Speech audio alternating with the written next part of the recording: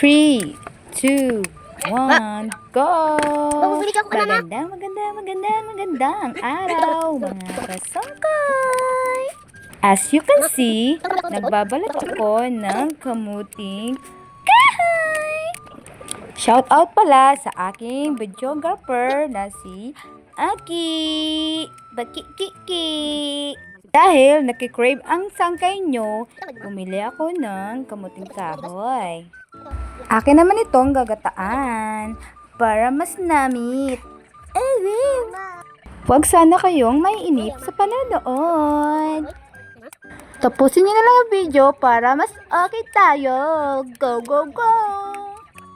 Panoorin nyo na lang po hanggang dulo. Nakakapagod na kasi mag-voice over. Over na kasi.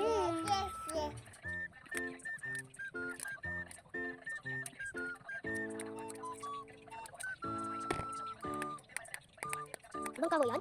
Kahoy yan, diba mo? Kamuting kahoy? Kunin natin yung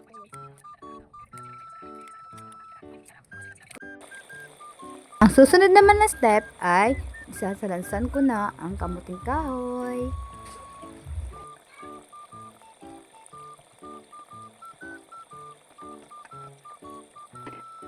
Then, lalagyan ko na ng pangalawang gata. Tsaka, linagyan ko na rin ng asin. Then, sasalang ko na.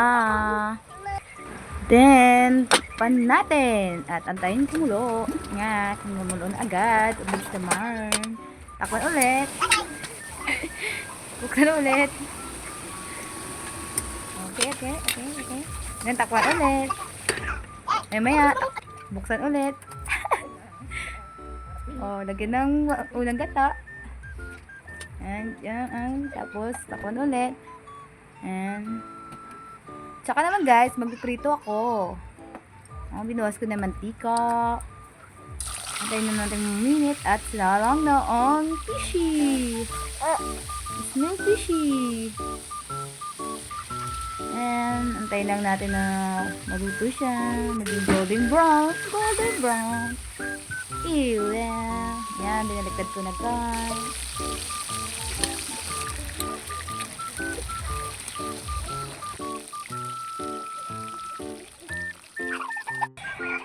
Magpapahuli pa ba ang inihaw? And then, buksan na rin ulit. Naluto na ba? Check. Tekman natin. At syempre, tatakpan na naman ulit. At balik na naman tayo sa prito. Dahil luto na first batch, akin nang hahangin. Next ko naman ang second batch. Last na pala yan. Touch batch pala dapat. Yeah. Then, last again. Kung okay na ba talaga? Then, sa prito naman ulit. Ay, nako, nag-voice over ako. Ang ingay ng dalawa.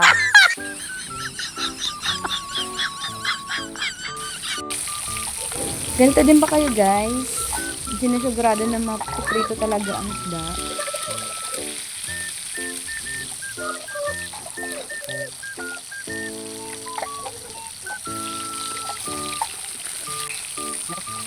Luto na ang aking lunch box, kaya pwede nang hanguin.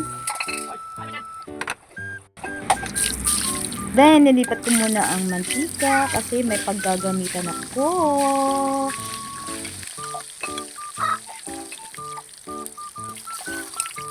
So you can see, nagpainit na ako ng kawali. Magre-recook pala ako ng pinamos. Siyempre, unahin mo na mantika para naman magisa ka. Uy, ang bad naman. At sinunod ko naman ang bawang, sibuyas, saka ang sili. Then, sinunod ko na ang ginamos na niluto ko nakaraang linggo pa. Recook lang to guys kasi sobrang alat talaga. Magkakasakit na siguro ako ng UTI nito. Then, dinagyan ko na ng suka. And halo, halo, halo. Parang problema mong halo, halo. Diyos me, marimar, mapapa. Ka na lang talaga. Saka ko naman sinunod ang kalamansi para mabango at mas masarap.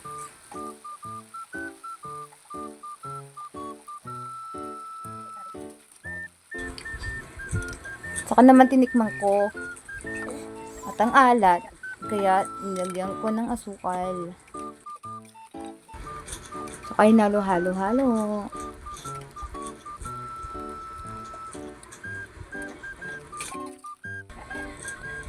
Katapos kong tikman, syempre, enough ko na ang stove. At kumuha muna ako ng aking ulamin kasi kakain kami. Tapos, nilagyan ko na ng kalamansi. Asin.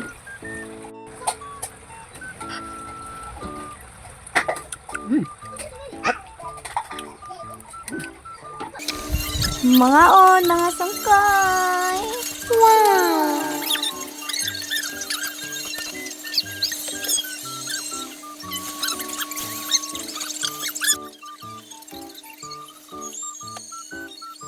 Ang sarap talagang kumain kapag kompleto ang family. Sana pagtanda namin, kasama namin sila, mga bata. Pasensya na sa mga timo nga dagko. Pasensya na guys, mayroong mahagok. Katabi ko kasi ang batang natutulog. Ano ako, kababaeng bata. Makahagok malakas. Pasensya na, tayo kami ng tayo. Di ko alam kung anong pinagagawa namin. Tayo na tayo. Hanggang likot, ang lilikot.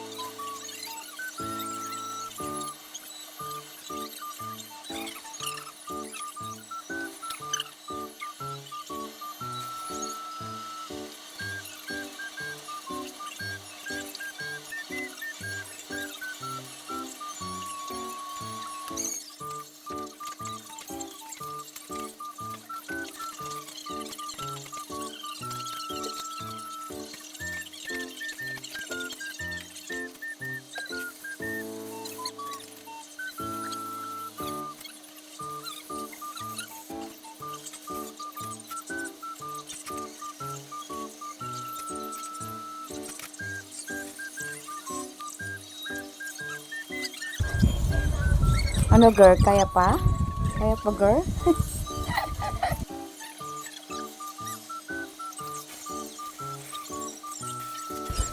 Paano ba yan mga kasangkay?